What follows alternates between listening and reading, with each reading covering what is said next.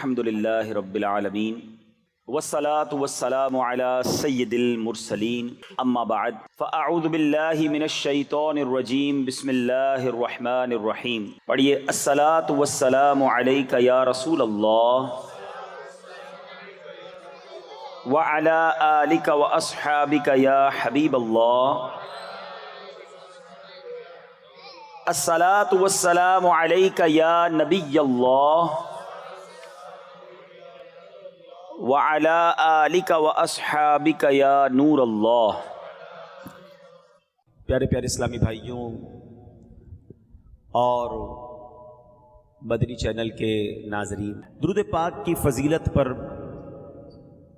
احادیث بھی بہت ساری ملتی ہیں، واقعات بھی بہت سارے ملتے ہیں. لوگ یہ سوال کرتے ہیں کہ جناب یہ بتائیے کہ مدینہ شریف کی حاضری بار بار کیسے ملے؟ کوئی ایسا وظیفہ بتا دیں کہ جس سے حاضری مدینہ مل جائے ہیں. تو علماء فرماتے ہیں کہ جو کثرت سے درود پاک پڑھتا ہے اس کو مدینہ پاک کی حاضری نصیب ہو جاتی ہے. اچھا، صرف حاضری مدینہ کے لیے وظیفہ نہیں ہے، وظیفہ یہ ایسا کمال کا ہے کہ اگر میں آپ کو کہوں نا کہ کبھی اکیلے میں بیٹھ کر کاغذ قلم لے لیں اور اپنی زندگی کی خواہشات کو، ڈیزائرز کو لکھنا شروع کریں کہ آپ کیا کیا چاہتے ہیں، دنیا میں کیا چاہتے ہیں، مرتے وقت کیا چاہتے ہیں، آخرت میں کیا چاہتے ہیں. مسلمان ہے نا، مسلمان دنیا میں بھی کچھ چاہتا ہے، موت کے وقت بھی کچھ تمنا ہے، اور محشر کے دن کے لیے بھی کچھ تمنائیں ہیں، ہماری آرزویں ہیں. اب میں کچھ آپ کو فضیلتیں بتاتا ہوں اور یہ چند احادیث کا عطر سمجھ لیجئے. بہت ساری احادیث کا میں نچوڑ، کچھ روایتوں کا نچوڑ پیش کر رہا ہوں. سنتے جائیے اور ایمان تازہ کرتے جائیے کہ اگر آپ چاہتے ہیں کہ آپ کی روزی میں برکت ہو تو کثرت سے درود پاک پڑھیے. اگر آپ چاہتے ہیں کہ پریشانیوں سے محفوظ رہیں تو درود پاک پڑھیے. اگر آپ چاہتے ہیں کہ ذلت و رسوائی سے بچیں اور عزتوں میں اضافہ ہو تو درود پاک پڑھیے. اور اگر آپ چاہتے ہیں کہ موت کے وقت نبی پاک کا دیدار نصیب ہو تو درود پاک پڑھیے. آپ چاہتے قبر میں جلوہ مصطفیٰ نصیب ہو تو درود پاک پڑھیے. محشر کے دن نبی پاک کے جھنڈے تلے جمع ہونا چاہتے ہیں تو درود پاک پڑھیے. سنو، آقا کے ساتھ ساتھ جنت میں جانا چاہتے ہیں تو درود پاک پڑھیے. مدینے جانا چاہتے ہیں تو درود پاک پڑھیے. اور سنو، میرے آقا کی زیارت کرنا چاہتے ہیں پھر بھی درود پاک پڑھیے. کچھ اور رہ گیا باقی؟ زندگی کی، آخرت کی کوئی تمنا بچ گئی؟ روزی میں برکت ہو جائے، عزت والی زندگی ہو، بیماریوں اور مصیبتوں سے بچا رہوں ہیں، اور اس کے بعد کلمے والی موت، دیدار مصطفیٰ والی موت، محشر میں آقا کا ساتھ اور جنت میں نبی پاک ساتھ لے جائیں. اور تو کچھ نہیں چاہیے کسی مسلمان کو. تو اس کا مطلب یہ ہوا کہ وہ سب کچھ جو مجھے چاہیے وہ درود پاک میں موجود ہے. اگر پھر بھی میں درود پاک نہیں پڑھتا تو یہ میری کمزوری، میری کوتاہی ہے. یہ چابی ہے سکسیس کی، یہ کامیابی کی چابی ہے. تھام لو درود پاک کو. وہ شاعر کہتے ہیں نا، بالکل زبردست کہتے ہیں کہ دکھوں نے تم کو جو گھیرا ہو تو درود پڑھو. دکھوں نے تم کو جو گھیرا ہو تو درود پڑھو. جو حاضری کی تمنا ہو تو درود پڑھو. تو درود پاک ہر درد کی دوا ہے. صلی علی محمد، تعویذ ہر بلا ہے. صلی علی محمد. تو درود پاک کثرت سے پڑھیں. آئیے مل کر محبت کے ساتھ با آواز بلند درود پاک پڑھ لیں. صلو علی الحبیب صلی اللہ تعالی علی محمد صلی اللہ علیہ وسلم. آج کچھ بات کریں گے اس دن کی کہ جو دن ایسا دن ہے کہ جس میں ہم سب نے حاضر ہونا ہے. اگر ہم سے کوئی یہ سوال کرے کہ سب سے مشکل دن کون سا ہے، دا موسٹ ڈیفیکلٹ ڈے، تو وہ قیامت کا دن ہے جس کو ڈے آف ججمنٹ کہا جاتا ہے. آپ کو پتہ ہے قرآن مجید فرقان حمید نے اس دن کی یاد دہانی کے لیے اللہ کریم نے ہم پر سمجھ لے کہ ایک ایسا نظام بنا دیا کہ ہم روزانہ اس دن کو یاد کرتے ہیں. یہ الگ بات ہے کہ اس کو سمجھتے نہیں ہیں، ریئلائز نہیں کرتے. ورنہ جتنے نماز پڑھنے والے ہیں سورہ فاتحہ تو پڑھتے ہیں نا، اور ایک دن میں کئی بار پڑھتے ہیں. کیا پڑھتے ہیں؟ الحمدللہ رب العالمین الرحمن الرحیم مالک یوم الدین. یوم الدین کیا ہے؟ روز جزا کا مالک، فیصلے کے دن کا مالک. یعنی ہم روز ریمائنڈ کرتے ہیں، روز ریپیٹ کرتے ہیں کہ ایک دن ہے فیصلے والا جس میں ہم سب نے جانا ہے، مگر نہ اس بارے میں کوئی بات کرتا ہے نہ اس بارے میں کوئی سوچتا ہے. آج کچھ قیامت کی بات کریں گے. کچھ واقعات تو واقعی ایسے ہیں جو رب کی رحمت سن کر ایمان تازہ کر دیں گے، اور کچھ باتیں ایسی ہیں جو ہمیں جھنجھوڑ کر رکھ دیں گی. تو آج کا بیان رحمت الہی کے تصور میں بھی سننا ہے، اور قیامت کی ہولناکیوں کو یاد کرتے ہوئے لرزتے ہوئے بھی سننا ہے. اللہ کرے کہ یہ بیان میری اور آپ کی زندگی میں فکر آخرت پیدا کرنے کا سبب بن جائے، قیامت کی تیاری کرنے کا سبب بن جائے. صحابی رسول حضرت ابو امامہ باہلی رحمۃ اللہ تعالی علیہ سے روایت ہے کہ غیب جاننے والے آخری نبی رسول ہاشمی صلی اللہ تعالیٰ علیہ وسلم نے فرمایا، جو شخص سب سے آخر میں جنت میں جائے گا. اب ذرا غور کیجئے گا کہ جنتی سارے جنت میں چلے گئے، سب سے آخر میں جو جنت میں جائے گا اس کا واقعہ بیان کیا نبی پاک نے کہ وہ پل صراط پر پیٹ کے بل گھسٹ رہا ہوگا. اور پیارے آقا نے بڑی پیاری مثال سے سمجھایا کہ جیسے والد اپنے بیٹے کو مارتا ہے تو بیٹا پیچھا چھڑانے کے لیے جس طرح بھاگنے کی، گھسٹ کر دور جانے کی کوشش کرتا ہے، وہ اسی طرح گھسٹ رہا ہوگا. اور اس شخص کی حالت ایسی ہوگی کہ اس کے نامہ اعمال میں، اس کی نیکیوں میں اس لائق نہیں ہوں گے وہ اعمال کہ اسے پل صراط پر کھڑا کر دیں اور پار کر سکے. وہ بس پل صراط پر گھسٹ رہا ہوگا. اور یہ پل صراط کیسا ہوگا؟ جہنم کی پشت پر بنا ہوا پل، تلوار سے زیادہ تیز، بال سے زیادہ باریک، اندھیرے میں ڈوبا ہوا. اب یہ اپنے رب کریم کو اس حالت میں پکارے گا. اللہ اکبر، کیا درد بھری پکار ہوگی. اے میرے رب مجھے جنت میں پہنچا دے، میرے رحمان و رحیم اللہ مجھے جہنم سے نجات عطا فرما دے. اللہ تعالیٰ فرمائے گا اگر میں تجھے جہنم سے نجات بخشوں اور جنت عطا کر دوں تو اپنے گناہوں کا اقرار کر لے گا، پھر اپنے جرم مان لے گا. میں حدیث کا خلاصہ پیش کر رہا ہوں. تو وہ کہے گا کہ ہاں یا اللہ بس تو مجھے اس مشکل سے نکال دے، جنت میں داخل کر دے، جہنم سے بچا لے، میں اپنے گناہ مان لوں گا. اب پل صراط سے اسے بآسانی پار کرا دیا جائے گا. اب بندہ سوچے گا اگر میں نے اپنے گناہوں کا اقرار کر لیا تو مجھے تو پھر جہنم میں ڈال دیا جائے گا. یہ انہی سوچوں میں غرق ہوگا کہ اللہ پاک فرمائے گا اے بندے اپنے گناہوں کا اقرار کر، میں تجھے بخش دوں گا اور تجھے جنت میں داخل کر دوں گا. مگر وہ کیسا بندہ ہوگا، وعدہ کرنے کے باوجود کہے گا مولا تیری قسم میں نے تو کوئی گناہ کیا ہی نہیں ہے، میں نے تو کوئی گناہ نہیں کیا، نہ مجھ سے کوئی خطا ہوئی ہے. اللہ پاک فرمائے گا اے بندے میرے پاس تیرے خلاف گواہ ہیں. وہ ادھر دیکھے گا ادھر دیکھے گا، عرض کرے گا یا اللہ گواہ کدھر ہے؟ گواہ تو کوئی بھی نہیں، میں اکیلا ہوں.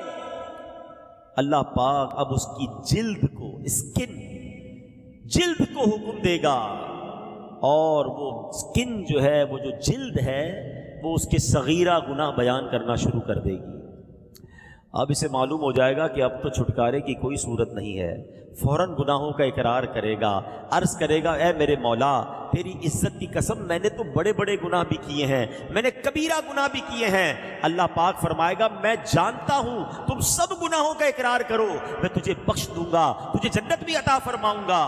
پس وہ اپنے سارے گناہوں کا اقرار کر لے گا، اقبال جرم کر لے گا، اللہ کریم اسے جنت میں داخل فرما دے گا، اس کے سارے گناہ معاف فرما دے گا. نبی پاک علیہ الصلوۃ والسلام فرماتے ہیں یہ سب سے کم رتبے والا جنتی ہوگا. اے میرے پیارے اسلامی بھائیوں ذرا سوچئے، پل صراط سے گزرنا، محشر کا دن، اس کی وحشت، اور بندہ گناہ گار، کس قدر دہشت کا دن ہوگا. اچھا دنیا کی عدالت کا کیا دستور ہے کہ اگر آپ اقرار کر لیں، جس کو کہتے ہیں نا اقبال جرم کر لے، تو دنیا میں جو ایکسیپٹ کرتا ہے اس کو سزا سنا دی جاتی ہے. مگر رب عز و جل کی کہتے ہیں نا رحمت کے اصول نرالے ہیں. جو اس کے دربار میں گناہوں کا اقرار کر لے، شرمندہ ہو جائے، میرے مولا کی رحمت اسے معاف فرما دیا کرتی ہے. تو کہتے ہیں نا شرمندہ رہنا چاہیے، نادم رہنا چاہیے، معافی مانگتے رہنا چاہیے. آج کسی کو کہو یار آپ غلط کام کرتے ہو، میں کہاں غلط کرتا ہوں، وہ تیاری نہیں اپنی غلطی ماننے کے لیے. اللہ کے نیک بندے شرمسار رہتے ہیں، نادم رہتے۔ احادیث میں یہ مضمون ملتا ہے شرمندگی ہی توبہ ہے، شرم ہی تو نہیں آتی نا، گناہ کرتے پھر بھی اسرے ہوتے ہیں۔ اور بڑا پیارا شعر ایک کلام کا ہے نا کہ ندامت حشر میں عاصیوں تم ساتھ لے جانا، ندامت حشر میں عاصیوں تم ساتھ لے جانا، سنا ہے شرم والوں کو وہ شرمایا نہیں کرتے۔ تو کوشش کرے کہ اپنے اندر شرمندگی لائیں۔ جس بندے کو گناہ پر شرم نہیں آتی نا، وہ توبہ بھی نہیں کرتا، وہ جری ہو جاتا ہے، وہ اپنے گناہوں کو بھی اچھا ہی سمجھ رہا ہوتا ہے، تو وہ اپنے گناہوں کو بھی اچھا سمجھ رہا ہوتا ہے۔ تو ہمیں اللہ پاک اپنے گناہوں پر شرمندگی نصیب فرمائے، ہمیں سچی توبہ نصیب فرمائے۔ دیکھیں امیر اہل سنت اللہ کے کتنے بڑے نیک آدمی ہیں، مگر آپ کے اشعار سنیں تو کیسی شرمندگی، کیسی ندامت، کیسا اقرار ہے۔ آپ کی مناجات جو ہیں ویسے اشعار ہیں، گناہ گار ہوں میں لائق جہنم ہوں، کرم سے بخش دے مجھ کو، نہ دے سزا یا رب، کرم سے بخش دے مجھ کو، نہ دے سزا یا رب، گناہ بے عدد اور جرم بھی ہے لا تعداد، معاف کر دینا سہ پاؤں گا سزا یا رب۔ اللہ پاک نیک بندوں کے صدقے ہمارے گناہوں کو معاف فرما دے، محشر کی سختیوں سے بچائے۔ واعظ و نصیحت کی کتابوں میں لکھا ہے کہ روز قیامت ایک شخص کو اس کا نامہ اعمال دیا جائے گا، وہ عرض کرے گا مولا جو کچھ اس میں لکھا یہ میں نے نہیں کیا، وہ ڈینائی کر دے گا، انکار کر دے گا۔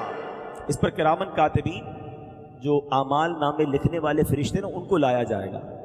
بندہ عرض کرے گا مولا یہ تو تیرے فرشتے ہیں، یہ تیرے حکم کے پابند ہیں، میں تو وہ گواہ قبول کروں گا تجھ سے ہو، فرشتوں کی گواہی کا بھی انکار کر دے گا۔ اللہ کریم فرمائے گا کہ اس کی زبان کو حکم دے گا کہ تو بتا اس نے کیا کیا ہے۔ بندے کی زبان اس کی اچھے اور برے اعمال بیان کرے گی کہ مولا اس نے جھوٹ بولا، غیبت کی، بے حیائی کی باتیں کی۔ بندہ عرض کرے گا مولا یہ زبان تو مجھے اکثر گناہ کرواتی تھی، یہ تو ویسے ہی میری دشمن ہے، میرے خلاف اس کی گواہی کیسے معتبر ہو سکتی ہے؟ زبان کی گواہی سے بھی انکار کر دے گا۔ اب اللہ پاک اس بندے کے ہاتھوں کو حکم فرمائے گا، اس کے ہاتھ گواہی دیں گے، اس کے خلاف گواہی دیں گے، کہے گا مولا دو ہاتھ مل کر ایک گواہ بنتے ہیں، ابھی دوسرا گواہ باقی ہے، دو گواہ ہونے چاہیے۔ اللہ سے گویا کیلو کال کر رہا ہے۔ تو رب اس کے پاؤں کو حکم دے گا، اب اس کے پاؤں گواہی دیں گے کہ کدھر کدھر گناہوں کے اڈوں کی طرف، کدھر حرام کاموں کی طرف اس کو لے کر گیا تھا۔ اللہ اکبر۔ جب اس کے سارے جو اس نے آرگیومنٹ کیے ہوں گے، بحث کی ہوگی، مطالبات کیے ہوں گے، سب مان لیے، گواہ بھی پیش کر دیے، اب یہ بندہ اپنے اعضاء کو ڈانٹے گا کہ تم کیسے میرے ہاتھ ہو، کیسے میرے پاؤں ہو، میں تمہیں بچانے کی کوشش کر رہا ہوں، اگر جہنم میں گئے تو سب جلو گے، تم میرے خلاف گواہی دے رہے ہو۔ تو اعضاء کہیں گے ہم رب کی حکم پر گواہی دے رہے ہیں، ہم رب کے حکم کے پابند ہیں، اس نے فرمایا، اب اس کے حکم سے بول رہے ہیں، یہ وہی ہے جو بولنے کی طاقت عطا فرماتا ہے۔ اب یہ بڑا شرمندہ ہوگا۔ اب اللہ کی طرف سے حکم فرشتوں کو ہوگا بندے کو گھسیٹ کر جہنم میں ڈال دو۔ اب جب وہ بندہ عرض کرے گا اے رب تو ارحم الراحمین ہے، مجھ پر تیری رحمت نہیں ہوگی؟ مولا کیا مجھ پر تیری رحمت نہیں برسے گی؟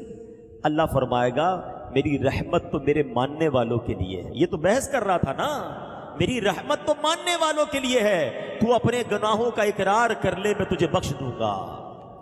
بندہ اب سارے گناہوں کا اعتراف کر لے گا، کہتا یا اللہ بس دوزخ کا خوف تھا، اس لیے تجھ سے حجت بازی کر رہا تھا، تیرے دربار میں زبان چلا رہا تھا، اللہ مالک میں واقعی گناہ گار، میں نے بڑی خطائیں کی ہیں۔ اللہ اکبر، جب اللہ کی رحمت کو پکارے گا وہ کریم مولا فرشتوں سے فرمائے گا میرے بندے کو جنت میں داخل کر دو۔